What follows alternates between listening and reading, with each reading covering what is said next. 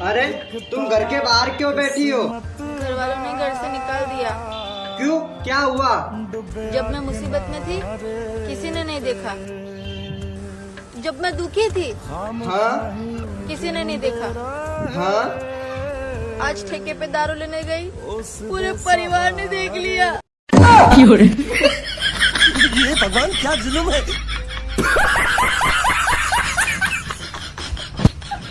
तुम ना हर टाइम मुझसे लड़ते रहते हो। जब मैं इतना बुरा लगता हूँ तो ऊपर वाले से क्यों मांगती हो मुझे? वाह वाह वाह वाह, तुम्हें खाना मैंने बनाना सिखाया, पोछा मैंने लगाना सिखाया, और इतना सुधारने के बाद अगले जन्म में किसी और को दे दूं? मतलब अगले जन्म में मेरे से भी काम करवाओगे? हाँ और क्या, पूरे 7 जन्म काम करवाऊंगी तुमसे मैं। ओहो मैडम, लफ्ज मेरे गीत तेरे गजल कोई सुना दूं क्या? हाथ मेरे गाल तेरे कान के नीचे तो बजा दूं क्या? हाँ चाचा, थोड़ा साइड में हटके, साइड में हटके।